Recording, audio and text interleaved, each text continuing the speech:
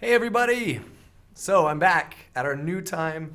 Thank you so much for being patient with working out these schedules. There's a lot of Smart Live classes that we're trying to do because students are asking for them, and we're trying to work out the schedule so that we can do them all because we love being here and teaching, and I'm really glad I can do this with you guys. So I see in the chat that we have a lot of returning students. Good to see you. Let's see. Yeah, and more tuning in as well. So this is awesome. Very excited. Let me take a look here really quick. Okay. Everything looks good there. I can see everybody in the chat. Hi. Hello. Good to see everybody back again. So I got a fun lesson for us today. It's going to involve some listening and some note taking. And these are great skills for anybody, not just in academics, even though we do care about academics. This is helpful at your job, for business meetings, to make grocery lists, just convenient ways that we can quickly make notes efficiently. And it seems kind of silly to teach note taking. I know all of you have taken notes at some point. But if you plan on going back to school for anything, if you're going to go to med school or study academics, literature, geography, any of those subjects, you're going to have professors that are going to speak really quickly. You might be in a business meeting and need to take notes about important information, and people speak really quickly. So these skills that I'm going to talk about today are very useful, and they're skills that some of them I didn't even learn until I was already in university taking classes. So I cannot stress how valuable this is for lots of areas of life. So that being said, I'm going to get started on the lesson right away. Feel free to ask any questions in the chat. We're going to talk a lot about what we hear, share some ideas, and ask each other some questions also. So if you're logged into Smrt, which it looks like 3 students here are logged in. We have 3 more that need to log in still. So if you're not logged in, go ahead and do that, smrt.me, and you should be able to just click the button in the upper right-hand corner there. So I'm going to open Unit 2 from our English for Academic Purposes class. Health and medicine is our subject for many units. And we're going to talk about similar topics like Chinese versus Western medicine. Good morning. All right. Nilofer, good morning from Melbourne. That's awesome. Let's see. Rosa, all right. So some people it's morning, some students I think it's night. That's the cool thing. We can have this class with students from all over the world. All right. So again, Unit 2. And I'm going into 2-1C. Now with your premium memberships, you get access to Smrt and all of that. So please go to our YouTube channel and or ask in the live chat, and we can give you information. And this is the lesson for today, though. Listening skills 5. So this is note taking. So what are some strategies you guys use for taking notes? What are some strategies? Let's just chat about that for a minute before we get started on the lesson. Hajer, hello. Hello, how's it going? Selma, 10:35 p.m. where you are. Okay, that's fun. Some people are studying English in the morning, some are studying at night. So about note taking, what are strategies you use? How do you take notes? Do you like to take like voice memos on your phone? Do you like to write on paper? Do you like to type? Are you a quick typer? What's your strategy for taking down information? Symbols. Yes, absolutely. Symbols are very important in note taking. If you can cram a bunch of information into a small little symbol, that's fantastic. Okay, Rosa, you like to write on paper? I do too. I always have a note in my pocket. What other strategies do you use? Why do you take notes? Do you take notes for school? Do you take notes at work? Both? Do you just make notes about, ideas you have for poems to write later, or make lists of movies you want to watch? Why do you take notes? Why do you create notes? While you're, Selma, you like to make diagrams. That's awesome. Me too. Sometimes I'll draw little pictures, doodles in the corner. That's kind of fun too. It can help you remember information. All right. So while you guys are discussing that, I'm going to open up the lesson here. Okay. So this is our lesson, note-taking, skills 5. So we're going to listen to a series of short passages on different topics. And those topics have related words, keywords. Maybe as part of a brainstorming session, you've made like mind maps, or you searched for similar words that have related meaning. For example, in the field of medicine, we have words that you would probably only use in medicine, like tachycardia or thrombosis, like these medical terms that we don't really use in everyday life. So we just choose those keywords that have the most important information. The best thing about, numbers and diagrams, perfect, awesome. Keep the chat going, even if it's about something else that's related. You can ask each other questions. If we come across a word that you're not familiar with, this happens all the time in academics. I, as a native speaker of 31 years, I still come across new words all the time, and I write those down in my notes. So keep the chat going, and if we run into a word that you don't know, you want the definition, let me know. Paraphrasing, Fatima, good job. Yeah, that's part of note-taking too. Good skills. These are great. Highlighting. Yeah, if you're using paper, you can highlight and make notes in the margin of a book. Only if you own the book, though. If you checked it out from the library, don't do that. Okay, so we're going to listen to a series of short passages on different subjects, and each is the body of a larger listening. So these are just little clipped moments that we're going to take notes on. And I'll open up the exercise so we can see those directions, and then we'll go over some of the keywords. And I can even take some notes and let you know which words I recognized and wrote down. So for the first, Selma, you take pictures sometimes. That's great. I do the same thing. I tell my students when they're in the classroom here in Spokane, Washington, I let them take pictures of the whiteboard when I write notes on the board. So that's a great strategy too. So I just want you to write down, open a Google document, or grab a piece of paper, or start texting on your phone, however you want to take notes, but write down as many keywords as you can. And remember, as you take notes, you don't have to write with good grammar. Don't worry about spelling. As long as you know which word it is, you can look it up later. Just do whatever you can to write down all the information as efficiently and quickly as possible. Your notes only have to make sense to you at first, and you can always rewrite them later.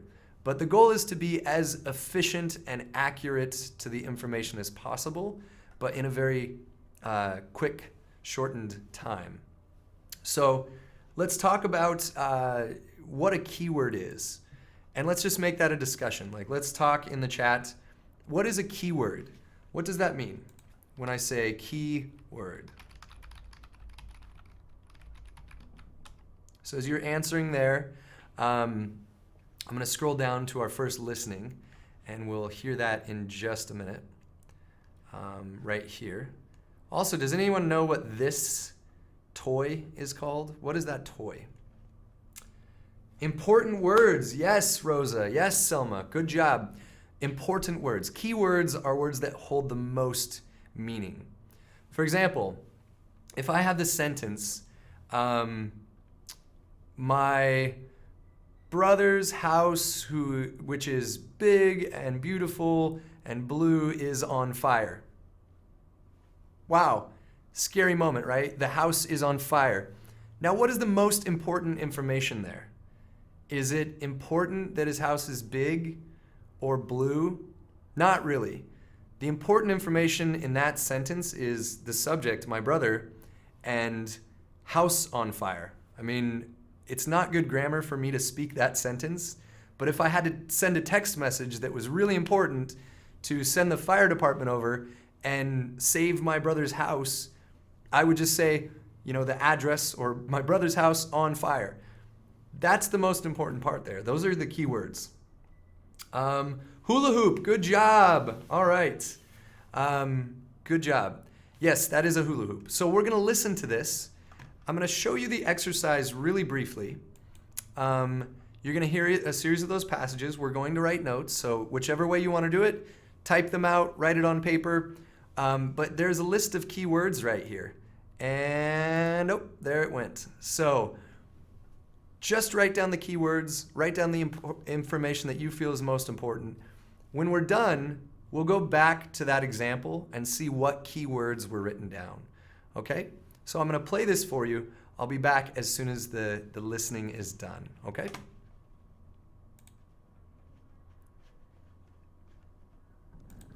Number 1. An additional aspect that, apart from a trend, is its scope within a given industry. Number 1. An additional aspect that sets a fad apart from a trend is its scope within a given industry. Trends seem to cross over into a number of industries, whereas a fad tends to influence only one. For example, in the 1950s, there was a huge fad, some say the biggest of all time, which revolutionized marketing in the toy industry.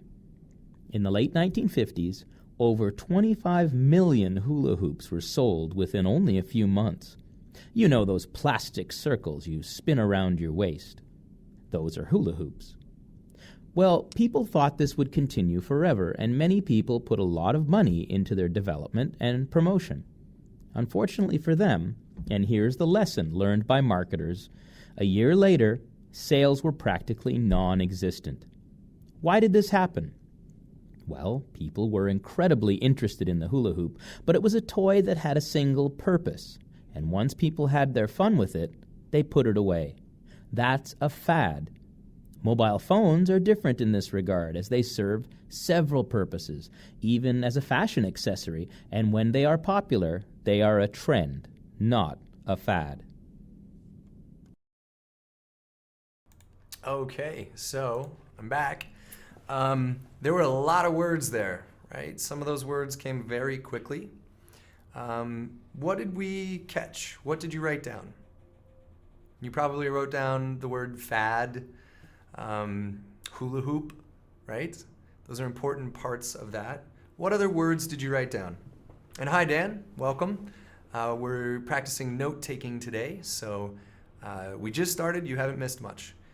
All right. Trend. Good job, Selma. Trend is a good one. Rosa, fad. Yes. What other words? Did anyone catch the numbers that they said? Industry. That's important too. Yeah. What else? What else did you catch? Do you guys want to listen? 1950s. That's good. Numbers are usually important in academic lectures. Usually if someone states a number, it's not for no reason at all. They want to give you that specific information. So anytime you hear a number, it's a good idea to write it down. Marketing, that's very good too, an important part of that. Do you guys want to listen one more time to that one for practice before we look at the example keyword notes? Any votes? Yes, no? Any response? What do you guys think? If I get no answer, I'm just going to say, yes, we're going to listen one more time. Revolutionized economy and industry. Good job, Rosa. That's good listening.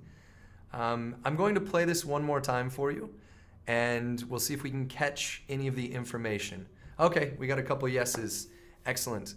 So let's listen again, see how much information you can catch. I'm going to come up with a couple questions as we listen this time. So I'll give you like a mini quiz after this, okay? So listen closely.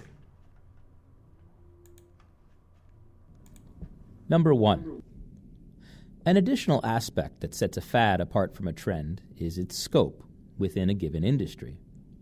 Trends seem to cross over into a number of industries, whereas a fad tends to influence only one. For example, in the 1950s, there was a huge fad, some say the biggest of all time, which revolutionized marketing in the toy industry. In the late 1950s, over 25 million hula hoops were sold within only a few months. You know those plastic circles you spin around your waist. Those are hula hoops. Well, people thought this would continue forever, and many people put a lot of money into their development and promotion. Unfortunately for them, and here's the lesson learned by marketers, a year later, sales were practically non-existent. Why did this happen? Well, people were incredibly interested in the hula hoop, but it was a toy that had a single purpose, and once people had their fun with it, they put it away. That's a fad. Mobile phones are different in this regard, as they serve several purposes, even as a fashion accessory, and when they are popular, they are a trend, not a fad.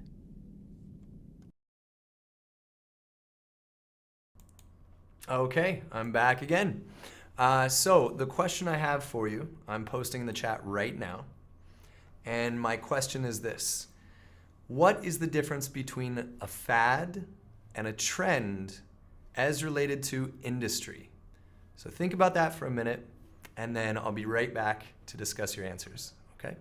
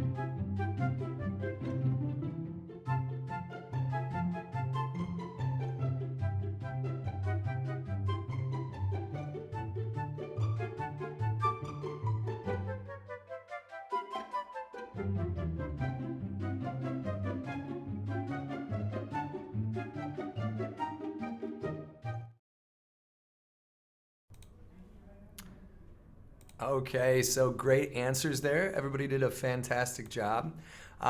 So my question was pretty tricky, and all of you understand the definition difference of fad and trend from your answers.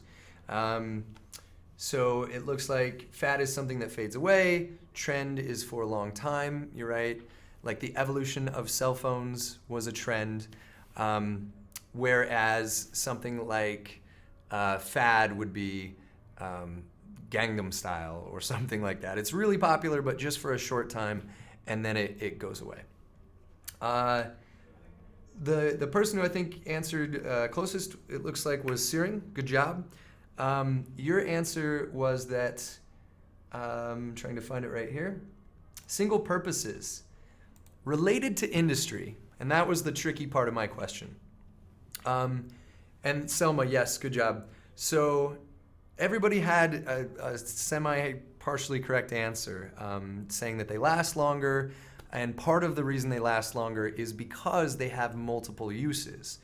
A cell phone or a mobile phone you can use for so many things, right? It's your camera, it's maybe how you're taking this class right now, It is the way you connect with family. It's a way to search the internet, GPS in your car. There are so many uses for a mobile phone, whereas a hula hoop, like we saw, it just has that one use. It's just a toy. Maybe you could train your pet dog or cat to jump through it or something, but there's not a lot of uses for the hula hoop. So good job answering that question. I'm gonna go back to the notes here in just a second, but I wanna see if you caught any more keywords in there, or if you caught any more numbers. So what other words did you write down as you took notes? Go ahead and take a second there and let us know what words you wrote down. And then we'll come right back and we'll talk about those words.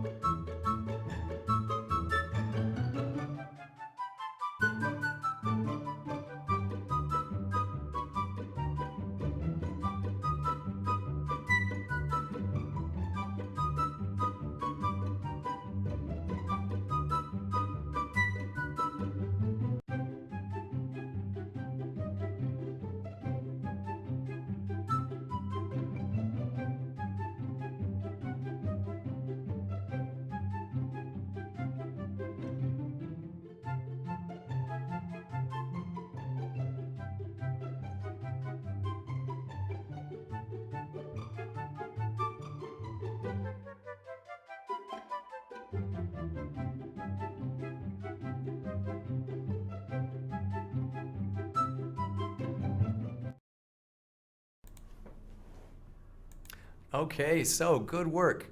You guys have a good understanding of the keywords and what they mean. Let's take a look at the keywords in Smrt here.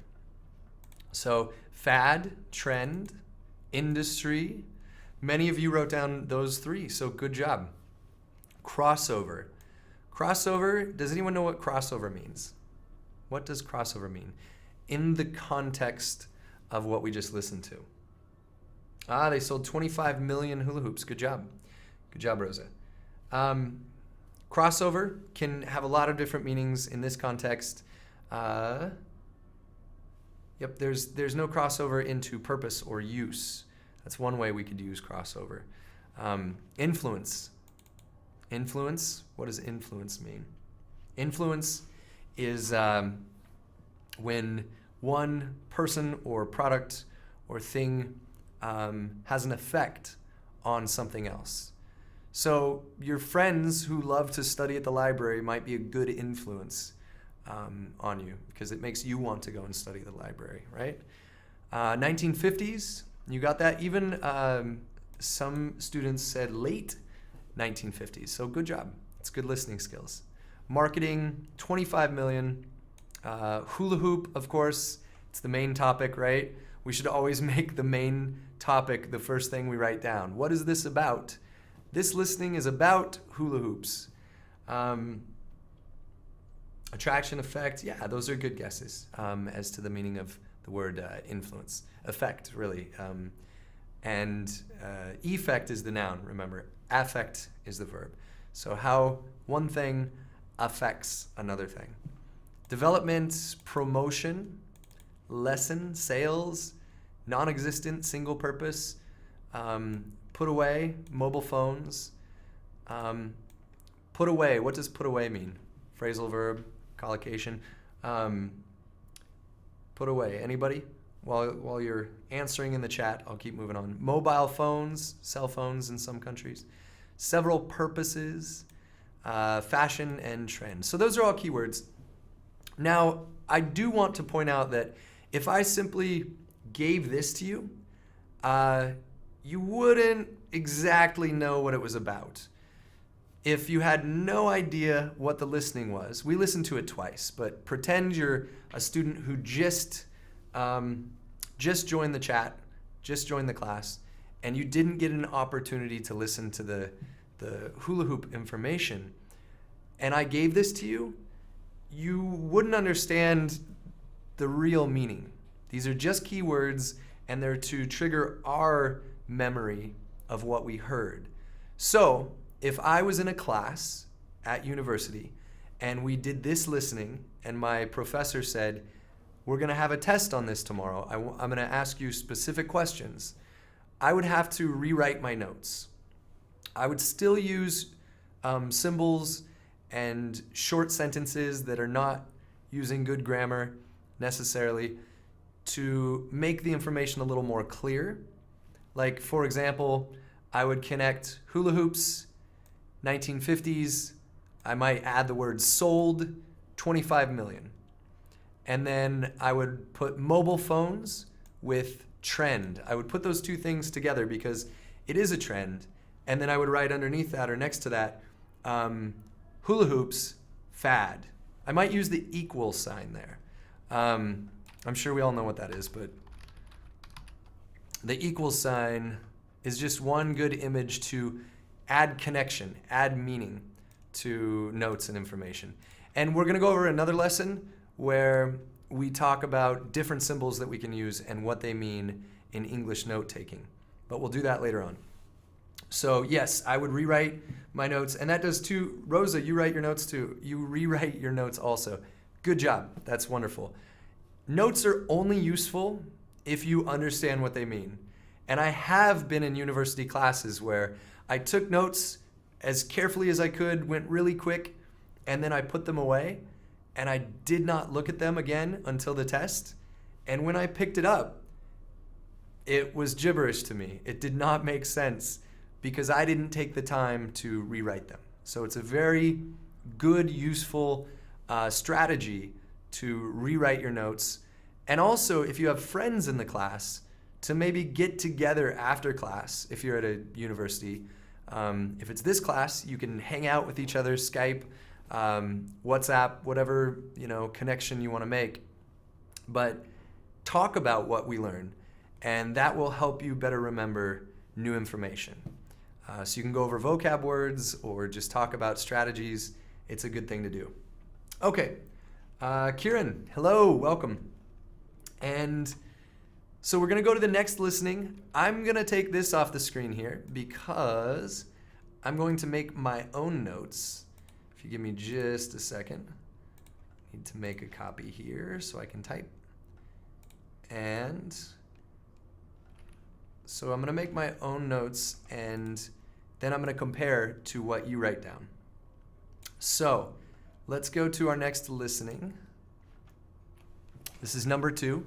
I'm going to play this and then take notes. And if you want, we can listen to it 2 times. But I'll check in with you afterwards. If you guys feel good, comfortable with your notes, we'll compare with mine. If you want more time, we'll listen to it again, okay? So here is the second listening for you.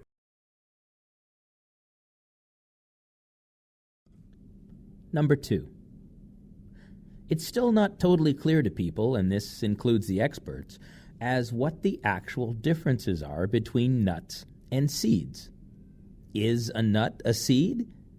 If you look in different sources, you'll find contradictory information. So what's the easy distinction?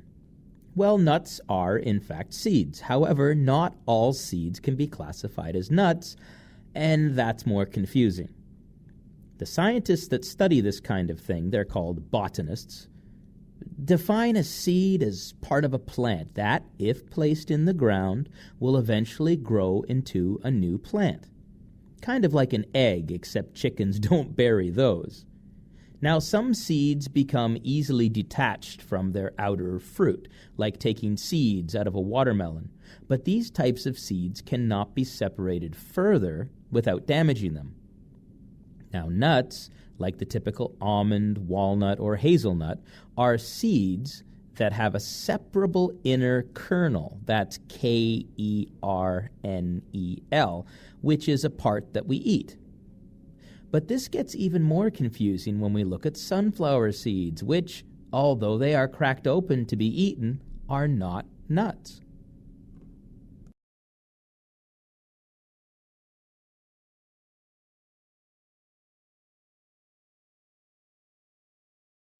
Okay, so how did we feel about that? Did you write down all the information? Good. Nuts and seeds, that's the topic. That's what we want to talk about. I might even add the word in there, Selma, difference, or looks like contradictory information. Yes, Selma, it was a little tricky. It was tricky for me. I'm a native speaker, and I was trying to type my notes and getting the best efficient information I could, and I probably didn't get everything either. So do we want to listen one more time, or do you guys just want to check out what I wrote for my notes and move on? Hi, Philip from upstate New York. Welcome to the class. Happy to have you here. All right, seed contains seed. I'm not sure. Does a seed contain a seed? Is that correct? I think maybe we should listen one more time. Philip, no, you didn't miss anything. We're only doing the second practice listening activity, but we're taking notes. So if you're just joining us, grab your laptop and open a Google document or grab a piece of paper and get ready to take some notes. We're just writing down keywords. Now my notes, I'm writing down a little more connecting information so you can see what that looks like, but just worry about keywords, words that have the most importance, okay? So let's go ahead and listen to this one more time, okay? And then we will we'll take a look at our notes, okay?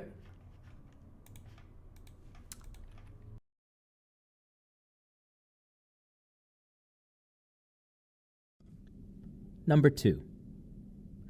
It's still not totally clear to people, and this includes the experts, as what the actual differences are between nuts and seeds. Is a nut a seed? If you look in different sources, you'll find contradictory information. So what's the easy distinction? Well, nuts are, in fact, seeds. However, not all seeds can be classified as nuts, and that's more confusing. The scientists that study this kind of thing, they're called botanists, define a seed as part of a plant that, if placed in the ground, will eventually grow into a new plant.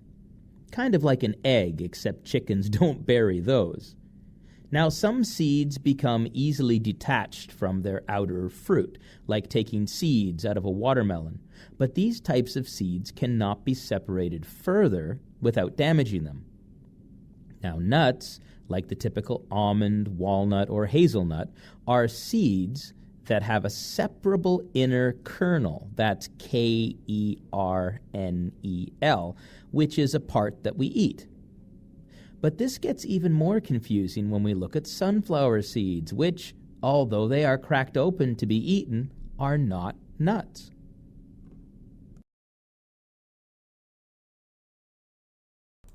Okay, so how did you guys do? Did you get more information the second time around? And Philip, how did you do the first time around? We got sunflower, almond, walnut. Yes, those are good examples that were given.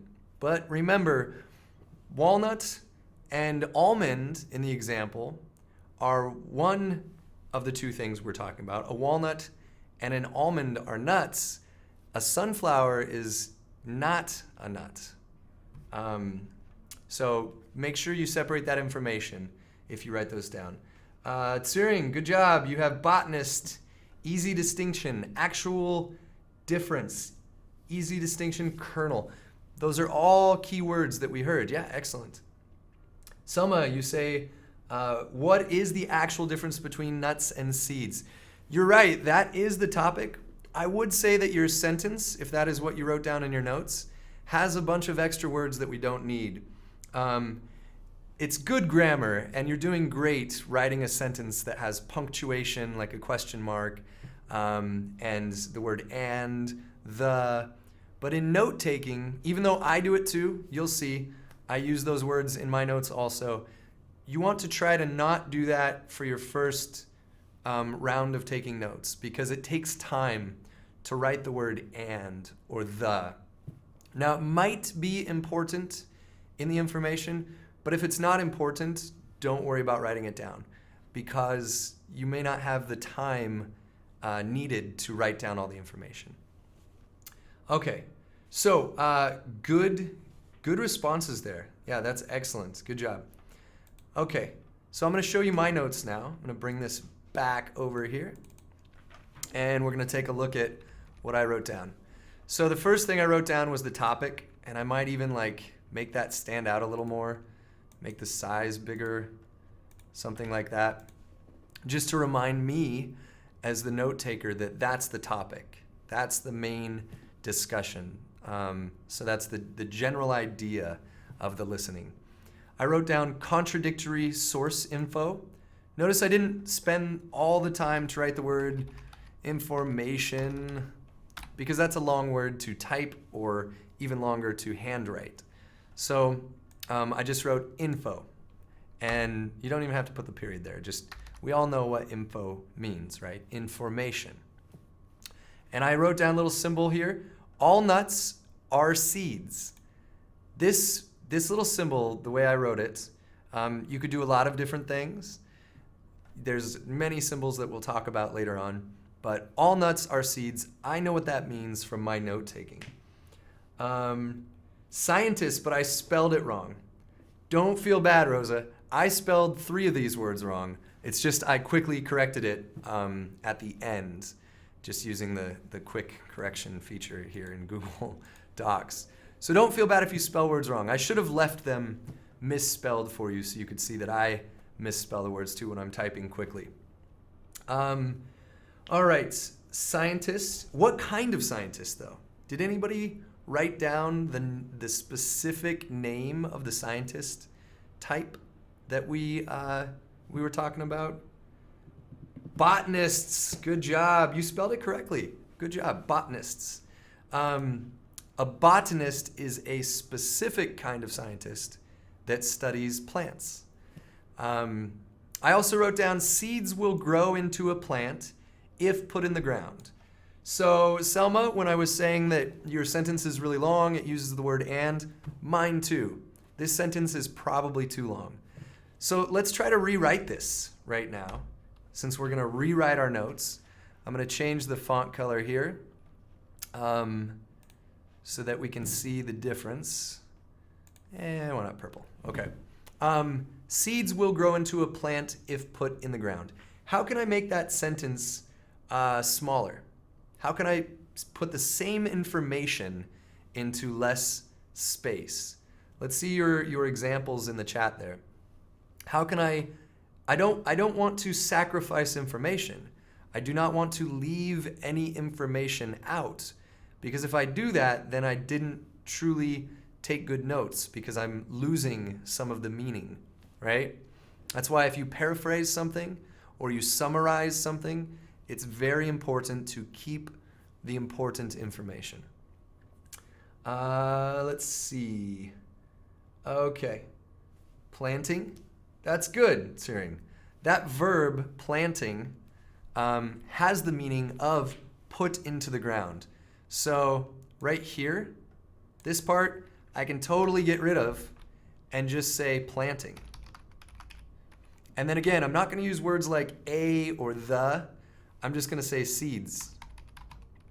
A seed, it would just take, well, it's about the same amount of time, but I try to be mindful of that. Planting seeds. What about will grow into a? Look at that information right there. Will grow into a. What's an easier way to say that in notes, in note taking? Planting seeds. What would you use? Would you use a symbol, maybe? What could I say? What could I, a word or a symbol that will give the meaning of if you plant a seed in the ground, it will eventually grow into a plant. So while you're thinking about that, I'm just going to move on to the next part and then I'll come back, okay? The next thing I wrote down is you can't separate seeds without damage. Without damage. This is pretty good. I'm not sure how else you would say this. It's it's kind of difficult sometimes to summarize when you have 3 or 4 keywords all together. Good job, Selma. Foregrow into. Yeah, we can just take out foregrow into and navat. And I hope I'm pronouncing that right again. I forgot, so please correct me if I'm not saying it right. Navat. We could take out all of this, will grow into, and just put equals.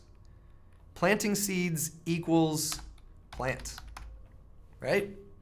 If I read this, I will remember, oh, that's right. A nut can be separated. A seed, if you plant it, it will become a plant.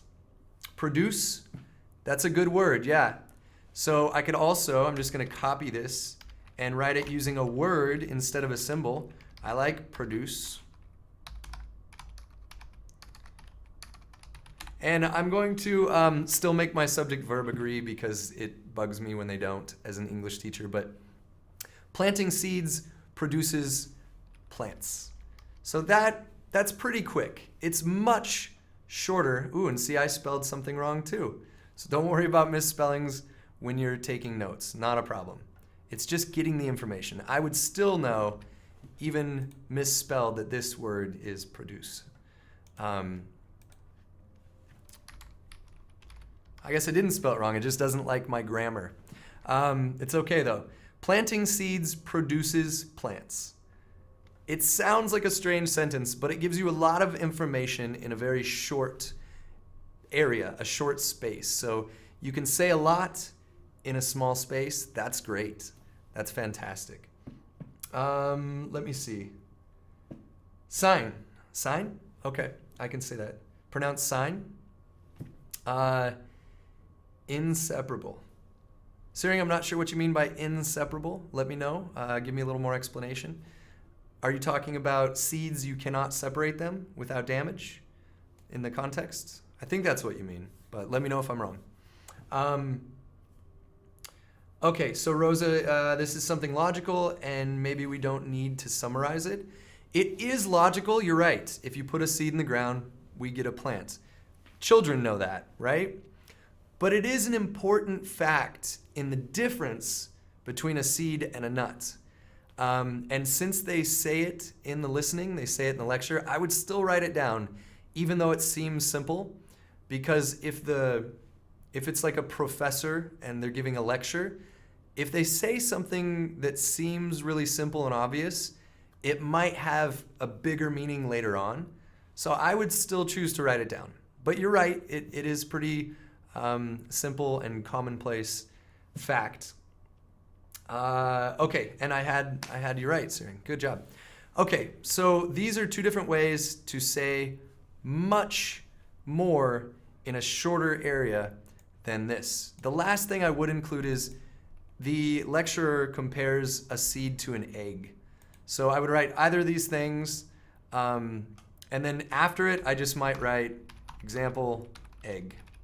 And that will remind me to think of it as an egg, to think about it that way. Okay, so we're gonna move forward. We're gonna do another listening. So I'm gonna take this away again, and then we're going to listen to our third section and take notes as well. So this is just 1 minute, 23 seconds. Whichever way you're taking notes, like I said, you can write them down, you can text them in your phone, you can do whatever you like, but write down keywords and then we'll come back and check and see what you got.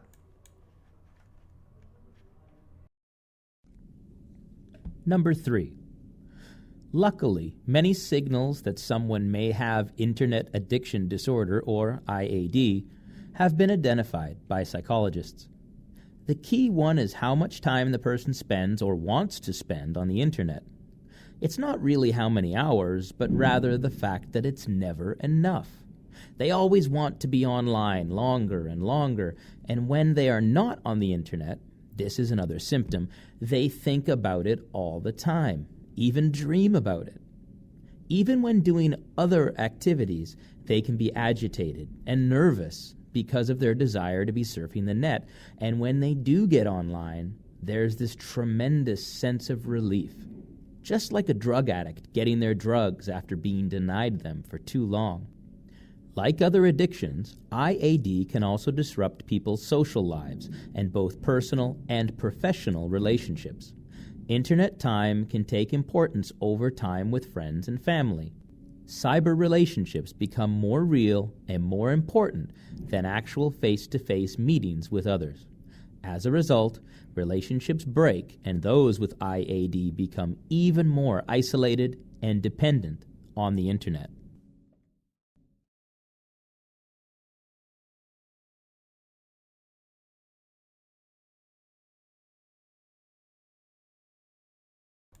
Okay, I am back again. So what keywords did you hear? What did you write down in your notes? Let's talk about it a little bit. I'll start out by telling you a couple of my notes.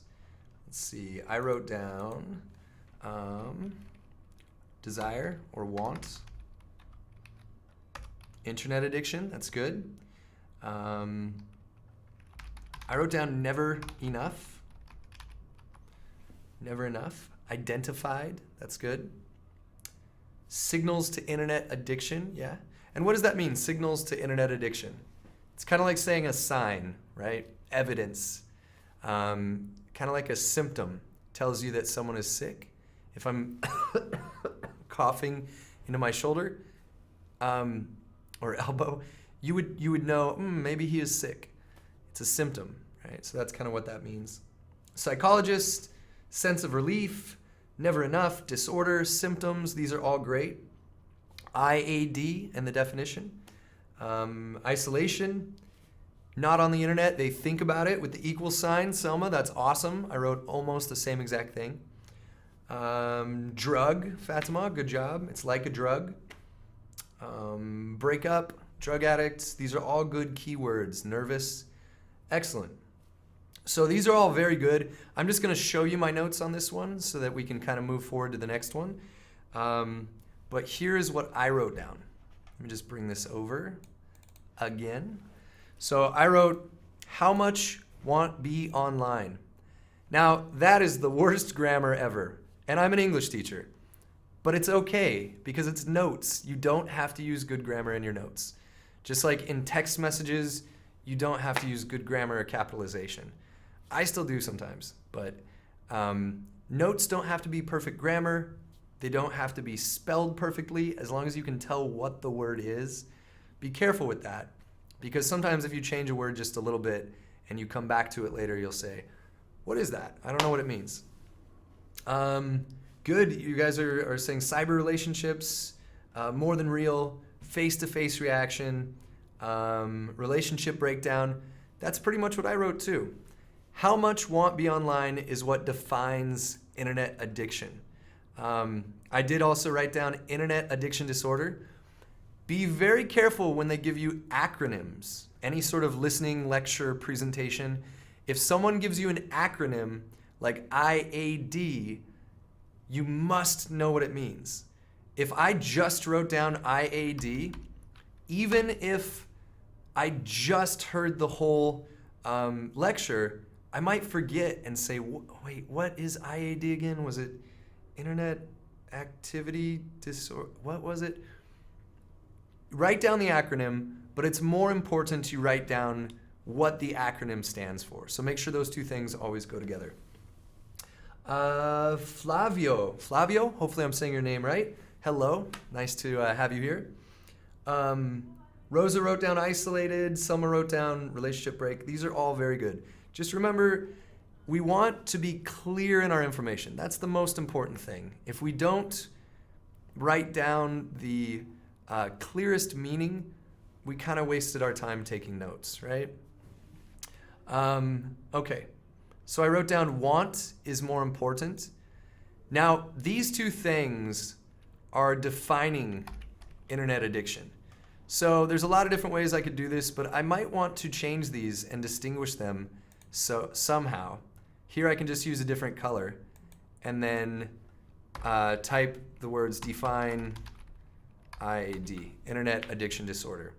Later in your notes, if you've defined this, if you will remember what the acronym means, you can use it yourself later. Also a very helpful strategy for note-taking. Rosa, good question. Let's take a tiny break because this applies to what we're talking about. Rosa asks, what is the difference between an acronym and an abbreviation?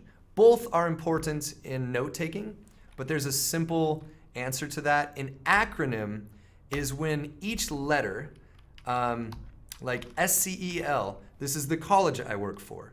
It's a really long string of words, Spokane College of English Language. See, that took a very long time to write, but I can just write SCEL. Each letter is representative of an entire word. And we usually skip little words like and prepositions when we make our acronyms. But each letter we use is a whole word. And you'll usually see them capitalized like this. Sometimes you will also see periods between the letters. Nowadays, not so much, but it might look like this, or it might look like SCEL. But every letter stands for an entire word. An abbreviation, on the other hand, is when we write something like info, like I did before, or EX, for example. Now these are just parts of a word. Info is the first part of information. EX is the first part of example. See? So an abbreviation, and I'll write this down for you, which ironically is a long word, so we could abbreviate the word abbreviation if we wanted. And it's usually just the first few letters. Sometimes it's kind of a contraction. Here's another example. For government, we do GOVT, and that is for government. And usually there's kind of a standard acronym or abbreviation that everybody uses. For example, every English speaker is going to say info is INFO. No English speaker would ever abbreviate a word like INFOR. It just wouldn't happen. We don't do it. So that is the difference between acronyms and abbreviations. Great question. Thank you very much for that, Rosa. Words like, Selma asks words like doctor, mister. Those are technically abbreviations. DR, like this, stands for doctor. MR stands for Mr. It's an actual word. We just always use the abbreviation, so we sometimes forget that it's a word. Another good example is you'll see etc. To actually pronounce that word, if you're reading it, you should say etc. And that is an abbreviation for, I'm going to spell that wrong, I know. Well, maybe that's right. Etc. Which is a Latin word, but we use it in English and we abbreviate it ETC. Almost nobody who uses the English language would write out the entire word, etc.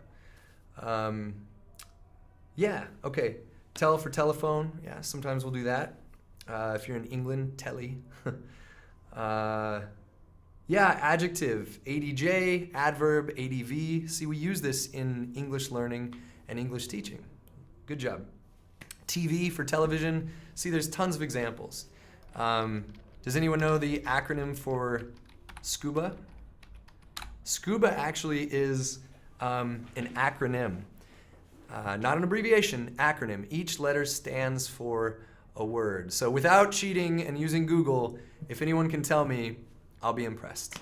I know, but only because I went through the classes and learned to scuba dive. But it is an abbreviation. Okay, so all of that being said, this is just our chat. So I'm going to change this color to something else really quick. But what I wanted to do is I wanted to link this information. How much you want to be online, want is important, defines IAD. So I'm just using different colors here to connect information. There's lots of ways to connect information. Next class we have, which will be on Thursday at 2:30 p.m. Eastern Standard Time from right here in good old Spokane, Washington. We will go over symbols that we use for our note-taking skills. Oh, no idea. Yeah, most people don't know it's an acronym, so I'll just go ahead and tell you. SCUBA stands for Self-Contained Underwater Breathing Apparatus. Very long, right? Self-Contained Underwater Breathing Apparatus. That name was way too long by whoever invented it for people to say, so they came up with an acronym. Anyway, it's been a fun class. I do have to go. I'm sorry. I wish I could do this all day, every day. You guys are great. Thank you so much for all the chat, all the questions, and chatting with each other. It is a really big name, right? If any of you are interested in coming and studying here in Spokane with me or another teacher, you should check out our website, usa-english.com. You should also, of course, check out our other live streamers. There's great classes there, lots of cool information. You can catch all of them if you want. And if you're interested in our premium subscribers options, like access to the curricula and stuff like that, you can email me or Zach, who's in the chat usually. He had a meeting today, so it was just you and I. But if you have more questions, go ahead and send me an email. My email is joshua.live@smrtenglish.com. I'll make that real big for you. If I can find the size. Ooh, a little bigger. There we go. So that is my email. You can send me an email anytime, and thanks so much for being here. Azalea, thank you very much. Flavio, thank you. I hope you guys caught most of the lesson. If you didn't, it'll still be up for you to watch later on. Just start it over and watch it all the way through. Thanks again. This class is so much fun because of you guys and your wonderful comments and chat. I love it, and I'm so excited for our next class on Thursday. So thanks so much again for being here, and I will see you guys on Thursday.